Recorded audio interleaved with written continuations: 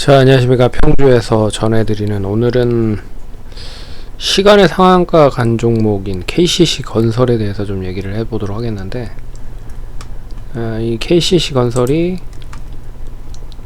그 올해 초에 수주를 받았었던 내역에 대한 부분이 정정이 됐습니다. 그래서 보시면 이게 이제 2월 달에 수주를 받았었던 내용이거든요.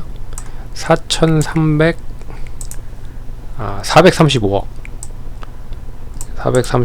대한 부분을 이제 계약한다라고 얘기가 나왔는데, 이게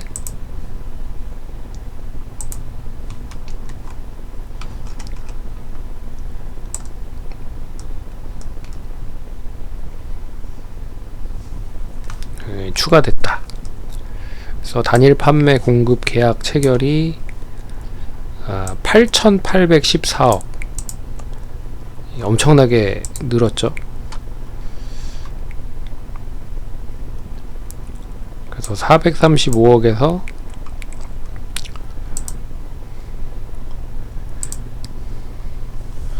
8,814억.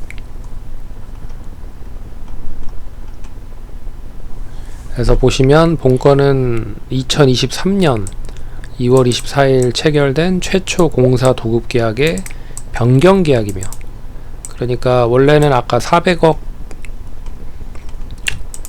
계약을 받았다라고 나왔는데 그게 이제 추가된 거죠.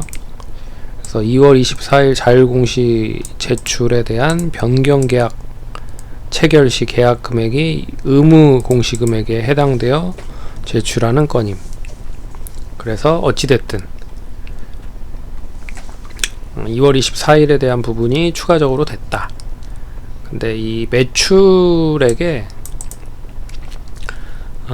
KCC 건설이 실적이 나름 괜찮습니다. 근데 실적이 나름 괜찮음에도 불구하고 주가가 상당히 좀 저평가에 놓여 있고 있는 상황이라 상당히 좀 이번 수준은 좀 기대를 해봐도 되지 않을까 라고 좀 볼 수 있는 부분인 것 같고요.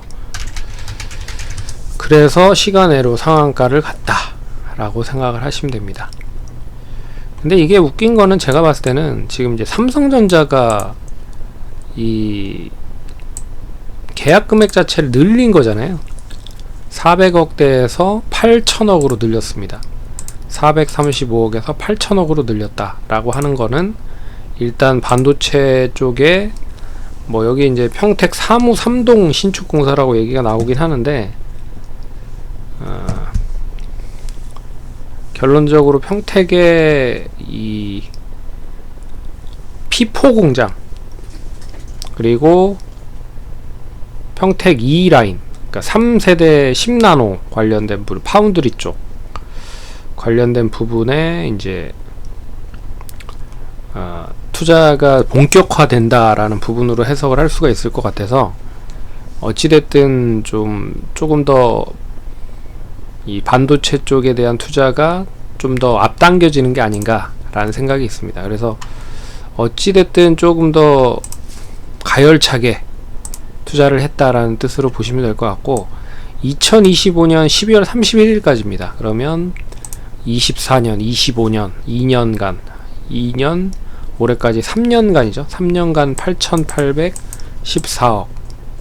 뭐 3으로 나누면 대략적으로 한 3천억 좀 안 되겠네요. 2,900억 정도. 연에 2,900억 정도는 따박따박 수주가 될 수 있다 라고 볼 수가 있는데, 일단 KCC 건설에 대한 부분을 한번 보면 놀랍습니다. 놀라워요. 뭐 대주주는 KCC고요. 제가 뭘 놀랍냐면, 실적이 나름 좋은데도 불구하고 올해는 실적이 330억 정도 예상을 합니다. 순이익은 230억 정도 나올 것 같고, 영업이익은 330억. 그러니까 그러니까 매년 뭐 올해부터 시작을 해서 2025년까지 2,900억 이상은 찍힌다라고 보시면 될 것 같고, 마진율도 어느 정도 찍힌다라고 보시면 될 것 같아요. 근데 보시면 뭐 영업이익이 상당히 박하죠. 뭐 1.6%, 1.9%, 2% 정도 뭐 계속 조금씩 올라가긴 하지만 상당히 박합니다. 부채 비율도 당연히 뭐 건설업체니까 높죠. 근데 PER이랑 EPS를 보면, PBR을 보면 또 놀랍지 않을 수가 없습니다. PER은 올해 기준으로 300억대를 달성을 하면 4.8배, 내년엔 4.1배, 내후년엔 3.1배입니다. 그리고 PBR은 0.23, 0.2, 0.21. 그러니까 이런 건설업체가 지금 금리가 계속 좀 올라가면서 상당히 많이 소외를 받았었던 게 사실이죠. 뭐 건설, KCC 건설뿐만 아니라 다른 건설사들도 다 마찬가지인데 너무 많이 빠졌다 라고 볼 수가 있습니다. 그래서 주가를 보시면 지금 2021년 고점 딱 찍고 이 12,950원 찍고 거의 4,000원대까지, 4,300원대까지 빠졌습니다. 거의 한 3분의 1 토막 정도 난 거죠. 그리고 나서 반등하고 있는 상황이고, 이제 삼성의 수주를 받았다라는 부분으로만 보더라도 내일 뭐 오늘 이제 가격 제한폭까지 올랐으니까 한 5,700~800원 정도로 마감이 됐습니다. 그래서 5,700~800원으로 내일 아침부터 시작을 하겠죠. 그래서 상승을 하면 조금 의미 있는 흐름들이 전개될 수 있지 않을까 보고 있습니다. 먼저 전개될 수 있는 부분에 이제 시장에 대한 부분을 보시면 뭐 잘 아시다시피 이제 금리를 이제 인하를 시키고 있는 부분이잖아요. 그럼 금리 인하에 대한 가장 큰 수혜가 이 전방 쪽 산업을 영위하는 기업들입니다. 건설, 뭐 철강, 조선 뭐 이런 쪽. 뭐 여기에 뭐 대체에너지, 태양광 뭐 이런 쪽도 이슈가 될 수 있는 부분이죠. 그래서 금리 인하가 되는 부분에서 건설업체들이 상당히 많이 피해를 받았지만, 금리 인하가 이제 내년에는 본격화되고 금리 동결이 되고 있는 상황이라는 거를 감안을 해보면 의미 있다. 그러니까 시장에 대한 컨센서스, 그러니까 시장에 대한 스탠스 자체가 이제 건설업에 대해서 우호적으로 바뀌고 있는 부분이라는 거죠. 이제 그게 첫 번째 부분인 것 같고, 그리고 안정적인 실적에 대한 수주를 삼성으로부터 하고 있는 상황이다 라고 보는 게 이제 두 번째에 대한 부분이고, 세 번째는 그럼에도 불구하고 실적이 따박따박 뭐 2,900억, 3,000억씩 나오는 부분에도 불구하고 좀 지지부진한 그런 흐름. 그래서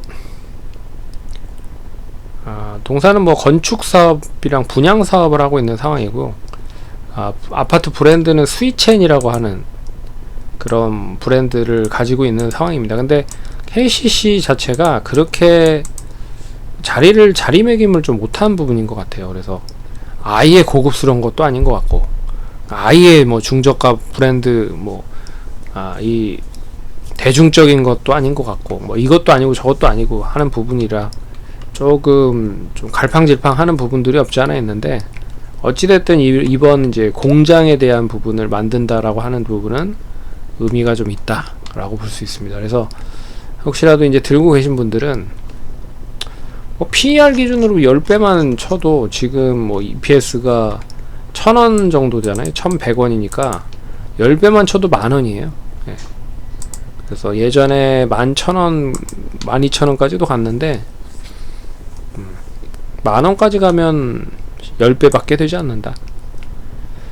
그래서 삼성을 기반으로 해서 조금 얼마만큼 반등을 할 수 있을지에 대한 여부를 기대하는 것도 좋지 않을까. 그리고 그래도 삼성이 이제 본격적으로 투자에 대해서 고삐를 당기기 시작을 했다라는 거는 이제 반도체 기업들한테도 좋은 시그널이 될 수 있는 부분이죠. 그래서 그렇게 보시면 좋을 것 같고, 단기적으로는 뭐 한 6,000원만 유지가 되면 못해도 한 7, 8,000원은 그냥 움직일 수 있지 않을까 보고 있습니다. 그래서 혹시라도 물린 분들은 잘 대응하시면 좋을 것 같고요. 예. 그럼 성공 투자하시고 다음번에 또 찾아뵙도록 하겠습니다. 감사합니다.